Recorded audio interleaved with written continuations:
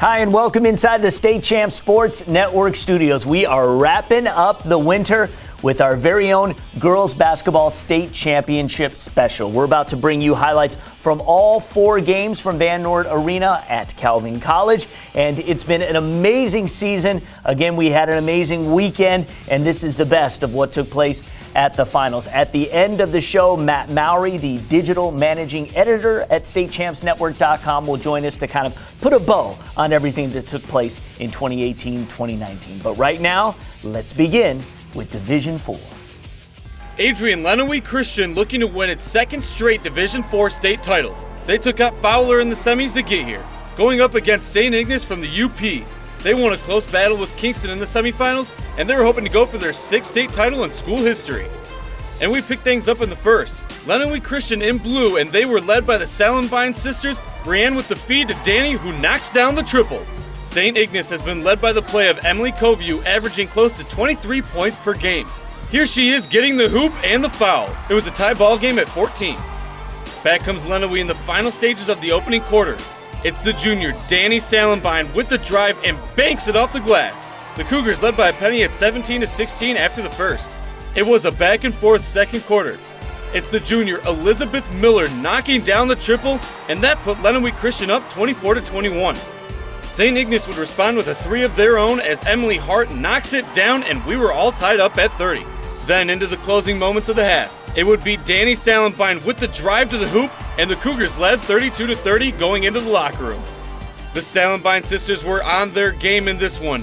Danny draining her 3rd triple, she finished with a game-high 19 points. And then it would be the sophomore Brienne driving it all the way in, and she had 17. Cougars hanging on by a 3-point lead. Back comes the Saints as sophomore Haley Marshall drives and scores it. St. Ignace was down 38-37 as we headed into the 4th. We go with just over 2 minutes to go in the game. St. Ignace down 44-40. Marshall feeds it inside to Coview, and she works her way in for the bucket. And the Saints were down a deuce at 44-42. Now with 30 seconds left in the contest, St. Ignace down 47-44, working the ball around to find the perfect shot to tie it. They spot Allie Schultz in the corner, but her attempt is off the mark, as Adrian Lenawee Christian hangs on to win its 2nd straight girls basketball state championship, 48-46 the final score. I'm speechless. At the end of the game, when they scored that last bucket, I was really nervous, and then I realized that there's no time left, and I just hugged Bree and cried. I didn't even know what to do. It's crazy. Our seniors were great this season. We're really going to miss them a lot. We're all just sisters. We love hanging out with each other. We are always together, so it's going to, I don't know, it's awesome. It's very precious, and I'm so thankful and blessed to be able to coach them too. And along with the other girls, I look at them just like my own daughters, so I'm just very thankful and blessed. We go to the Division I state finale.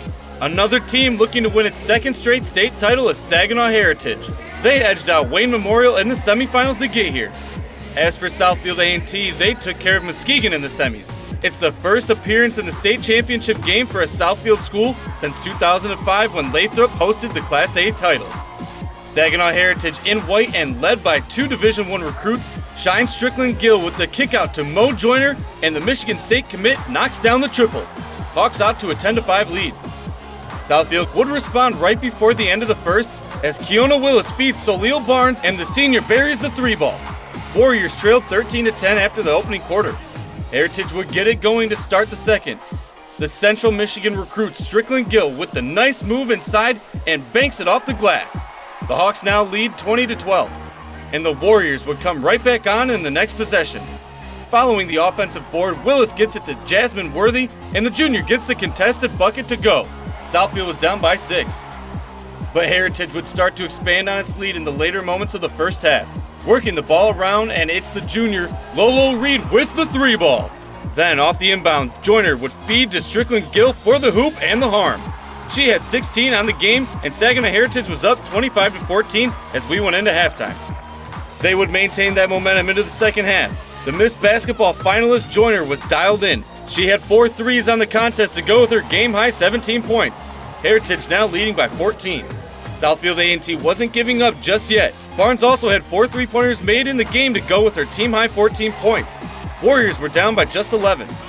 But that is as close as they got because Heritage started to go away in this one. Joyner feeds it to Mallory McCartney, and the senior knocks it down from three-point range. Then, later in the third, Heritage still putting on the offensive pressure. Strickland Gill with the feed to Keone Champion for the bucket. Hawks flying up 55-40 as we head into the fourth. Saginaw Heritage would prove to be too much on this day. Some nice ball movement here as Joyner with the quick dish to Champion to drop the bunny. The junior had 12 points on the contest, as Saginaw Heritage goes on to win its second straight girls basketball state title. 55-40 over Southfield A&T is your final score. It feels really good.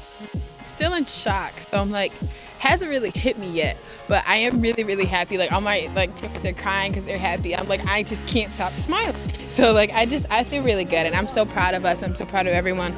All the hard practices, the running, like all of that, and the injuries and the sickness we had to battle through, but we battled through and we got our goals. So I'm so happy. I'm so proud of all of us. It feels amazing. I mean, Mo and Shine, I wouldn't want to share with anyone else, and especially to share two of them. I mean, right after we won last year, we said our goal senior year is to get to this exact moment and share it together. It's so special. Like, it's unbelievable. I can't put it into words quite yet, but they're my best friends and I love them, and I'm glad I could do it with them and share this moment with them. I just can't say enough about them. These kids on this team, and this year was a little tougher than last year, I felt like. And with a big target on your back, it's going to be tougher anyway. Everybody wanted to knock us off. And we had to play at a very high level all the time, you know. But they did that. They've been so focused and so just, you know, they've stayed the course, and they had goals and they wanted to reach them, and they just stuck to it and did it.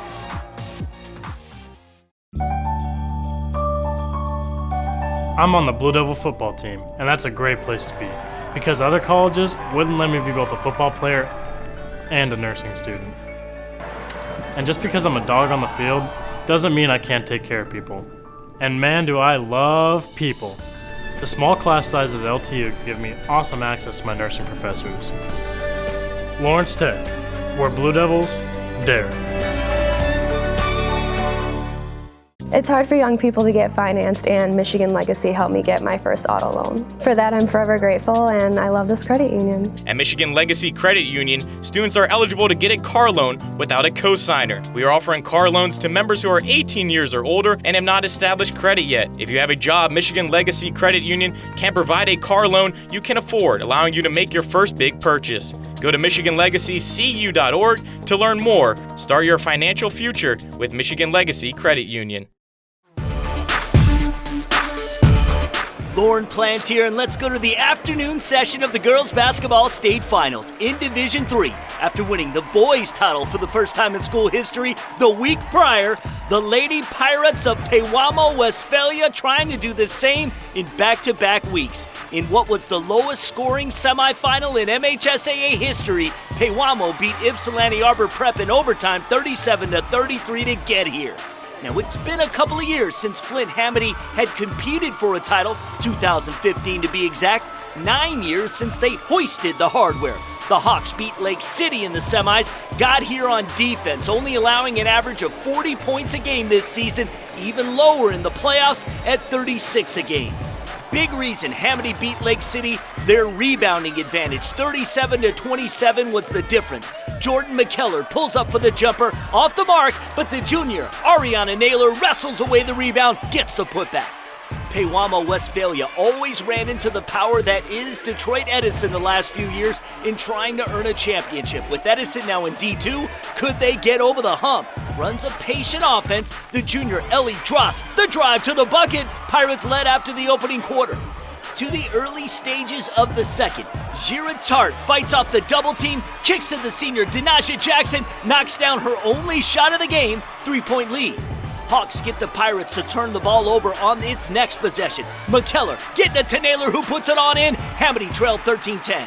Following a timeout, PW would come right back. Emily Nuremberg, the pass of the senior Rachel Hoon, buries a triple. That put the Pirates back up 6.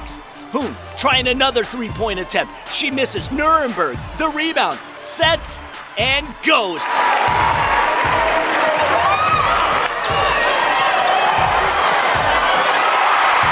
Pewamo led 20-14 into halftime. Pirates' lead grew in the second half. Dross, the feed to the junior Hannah Spitzley. She knocks in a tray. Junior with 8 points. PW up 29-24 into the fourth quarter.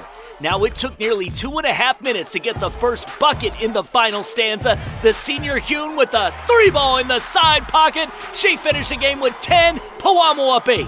But no Quentin Hamity. The junior Tart all the way in for the lay-in. Then the full court defense causes the turnover. Tart there for the bunny. She had a team high 15, Hawks only down 4. Now, just a minute left in the game. Hamity down 33-31, looking to even it up. Tart loses the handle. Nuremberg gets the steal. Free throws would seal it. Pewamo Westphalia has done it. First ever girls basketball state championship, 40-33 the final. It's an awesome feeling being a senior and walking out state champ. I mean, I've been dreaming about this since I was a little girl shooting baskets in the front of my driveway. So to go off that and my career that way, it's awesome. Oh my gosh, it feels amazing winning the first in school history. There's no words to really describe it, but I'm just so happy. I'm so proud of my team. I just want to thank my coaches, and I just want to thank all the teams that came before us. I mean, we did it for them. They came up just short the past 2 years that I've been on this team, so we won it for them. It's just, we're having a lot of fun. We're celebrating. The town, I guess we're just going to continue to celebrate. It's just we're playing for aunts and uncles, moms and dads, playing for neighbors, playing for our teacher. We're playing for everybody in the community, our teammates. It's been a lot of fun. It's great. It's a great thing.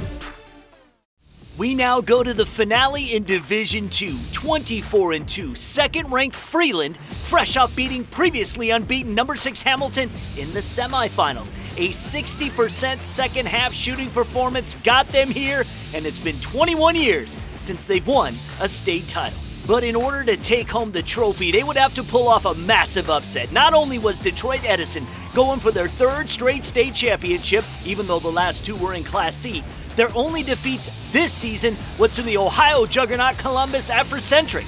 Their 26 wins included several of the best Division I has to offer, like Wayne Memorial twice, Saginaw Heritage, and Muskegon.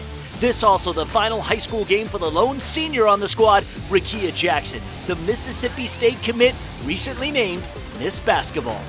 The Pioneers defeated Hazlitt by 27 in the semis the night before, and believe you me, there is more to this Edison squad than just Jackson. How about a likely Miss Basketball candidate next year in Gabby Elliott? Great box out, the rebound and reward. Edison had 12 second chance points in the first half. The Tri-Valley Conference champs Freeland had to go through 3 top-ranked teams to get in this game. Nice dribble penetration by Caden Blanchard, who sees Elisa Argyle, and the senior finds bottom from the backyard. More from the Falcons in the opening quarter. Argyle dishes it out to a cutting Autumn Cloha. The senior starts left, finish right, high off the glass. She had an 11-point night. The McDonald's All-American Rikia Jackson, simply one of the best we've ever seen. This season, averaging 22 points and 8 rebounds a game for the Pioneers. If there is any lane, she'll find it and finish. Edison led 15-7 after 1. In order for Freeland to keep it close, they had to execute from long distance. It was also going to take hustle. Lily Byer misses the 3, and the definition of selling out is Blanchard keeps it in bounds. Argyle is flush, 18 points and 5 rebounds for Alyssa. But Edison poured in 11 points in the first half, just off turnovers. In transition, Deja Tyson baseline to Demia Hagman, who drops the bunny. Then, off the rebound, Ruby Whiteford bringing us a textbook fast break, coast to coast, 9 points. Pioneers led 37-24 at the break. And make no mistake, the Pioneers are complete.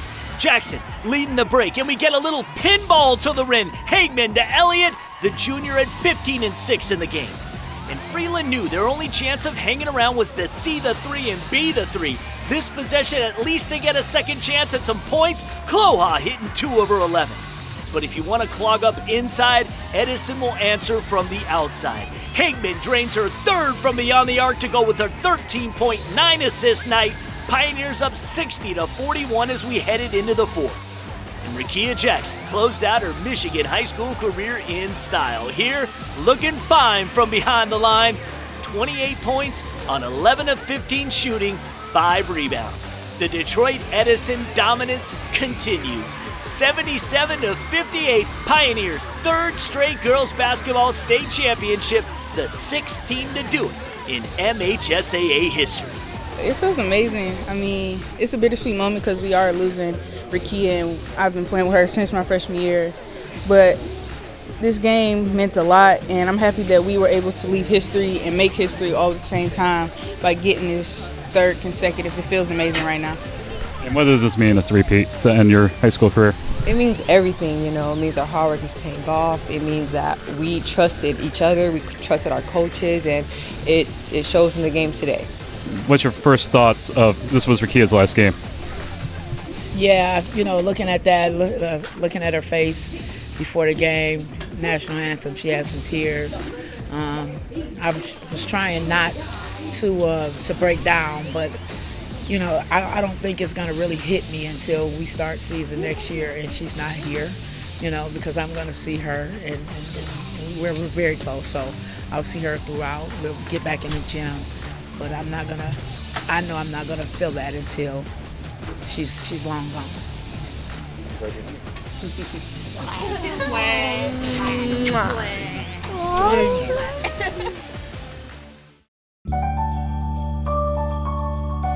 I'm on the Blue Devil football team, and that's a great place to be because other colleges wouldn't let me be both a football player and a nursing student. And just because I'm a dog on the field doesn't mean I can't take care of people. And man, do I love people. The small class size at LTU give me awesome access to my nursing professors. Lawrence Tech, where Blue Devils dare. It's hard for young people to get financed, and Michigan Legacy helped me get my first auto loan. For that, I'm forever grateful, and I love this credit union. At Michigan Legacy Credit Union, students are eligible to get a car loan without a cosigner. We are offering car loans to members who are 18 years or older and have not established credit yet. If you have a job, Michigan Legacy Credit Union can provide a car loan you can afford, allowing you to make your first big purchase. Go to MichiganLegacyCU.org to learn more. Start your financial future with Michigan Legacy Credit Union. Welcome inside the State Champs Sports Network studios. Matt Mowry here, the digital managing editor at StateChampsNetwork.com, and he has been our girls basketball guru all season long as we kind of wrap up what was the 2018-2019 girls basketball season, the state championships in the books. We just saw all of it there. Initial thoughts, surprises, and of course, what didn't surprise you. Well, I think when you look at the champions, none of them were really shocking. You had 3 repeats, one of them was a three-peat, and one first-time champion that was kind of the odds-on favorite in their division. Right. Knocking on the door for years. It was not like we had a whole bunch of, oh my gosh, I can't believe they did that.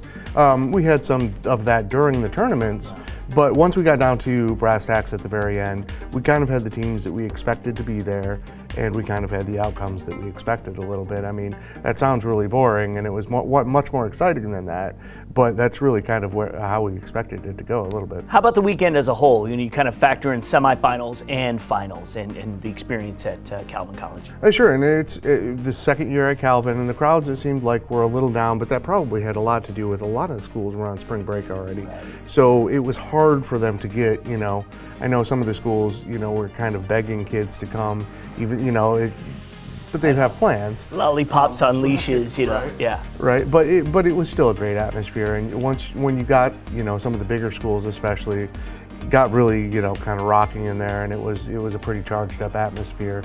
And there were some great performances. Obviously, we posted our all tournament list, our all finals list of some of them, and I think those are always the fun things when you can see somebody sort of burst onto the stage at a setting like that. And I think one of them was Hamilton's AJ Ediger, who had a 33-point, 17-rebound game in a loss in the semifinals against Freeland. Yeah. And then it was a Freeland team that kind of shot the lights out for the rest of that game and eliminated the Hawkeyes. But it was always a fun experience to watch the finals because there's so much emotion.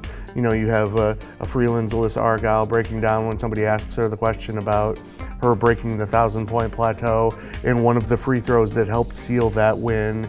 You've got kids from PW crying when they won, and then crying again when they won their first championship.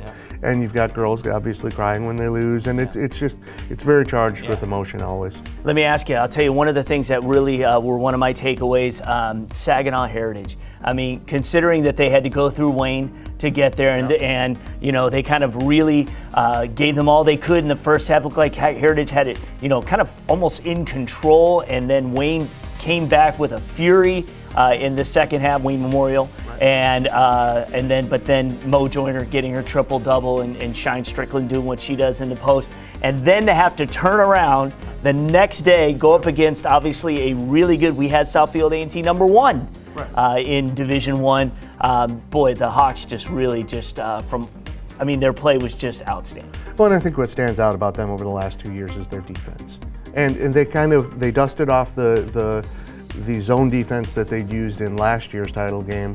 This year, it was because of that very turnaround that you talked about, that 24 hours separating, the time you've got to play the semifinals, and that was a war against Wayne. And so Vonnie DeLong, the Heritage coach, was a little worried about the legs for her team because they are not deep. She goes 6 deep, and that's about it.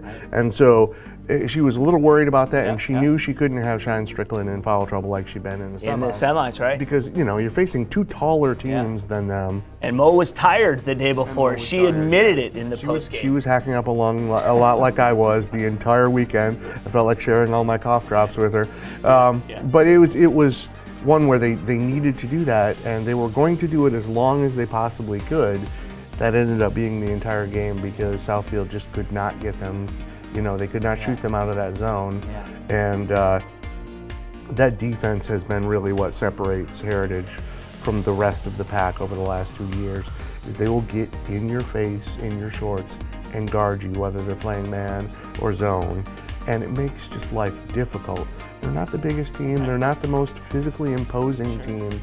They just guard you. And that's one of those things that's a buy-in thing. Kids have to want to do that. Yeah, and stars making big plays at big moments. There's no doubt about it.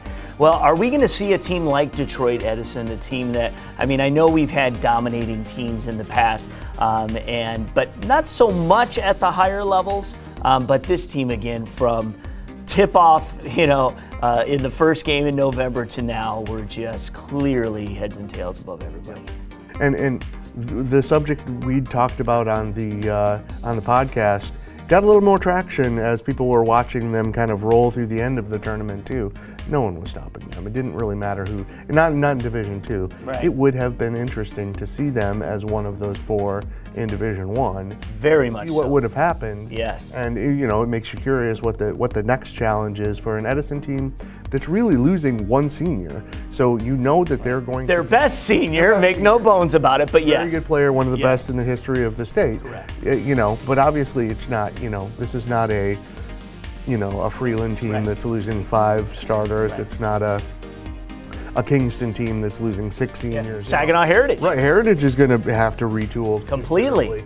It's an Edison team that's got most of its parts back, and so yes, they're going to be figuring out ways to replace a lot of the things that Rikia did for them, but that's still going to be a team that's going to be a contender, whatever division they're in. Quickly, what you think, just since it's fresh, Rikia's legacy will be here in Michigan, and then 2, they've got another player that just might have a great shot at Miss Basketball next year.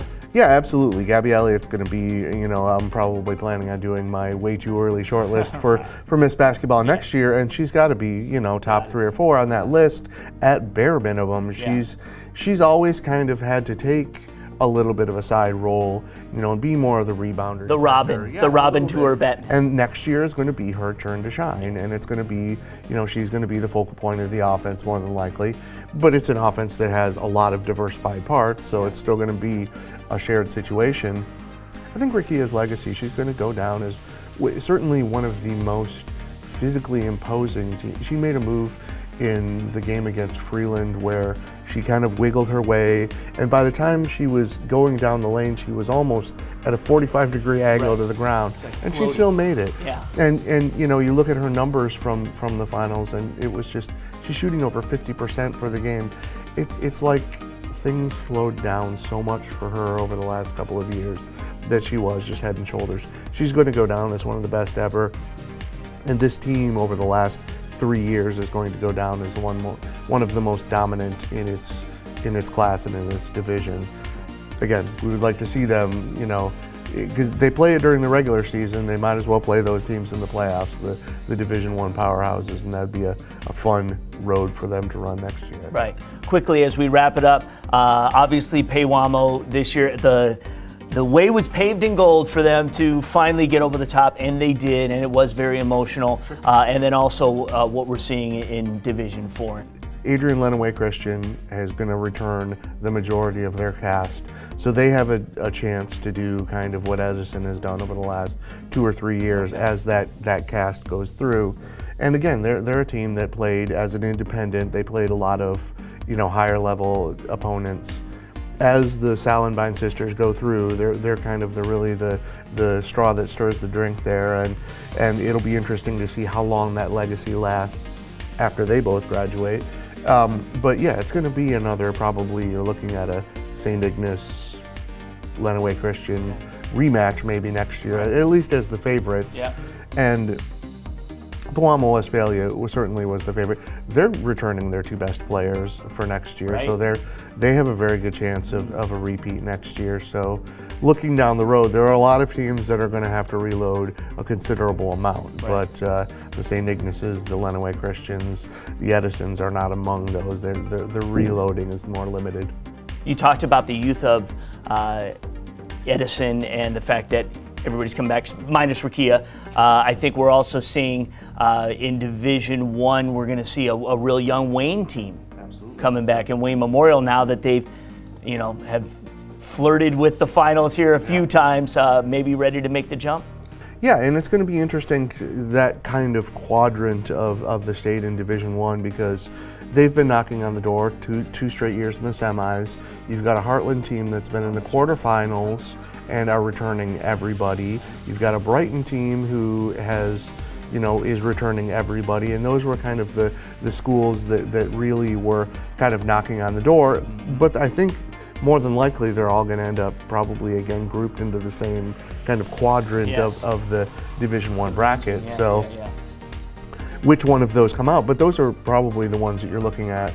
And then you've got a East Lansing team that kind of was, after running to the finals last year, was surprisingly good after reloading this year and didn't necessarily have the postseason run that they wanted, but they're bringing almost everyone back. So you're looking at probably that being another contender from kind of the middle of the state region, and then it'll be interesting to see kind of what the rest of that preseason top 10 will look like in D1, but there are certainly some contenders with a lot back. Thanks for everything you've done this season. We appreciate it. He will just move right on to the spring sports, and he is right into softball. And so, of course, we're going to be all over it here. And who knows, maybe we'll get a podcast or two to kind of let you know what's happening in those sports. But once again, for the basketball season, we put it to bed. Congratulations to all the state champions. Congratulations to all the teams who made it down to Van Noord Arena. It was an emotional time, and we had some really great games. And again, it's moments and memories that you will treasure forever. And we will continue to bring you great state championship shows right here on State Champs.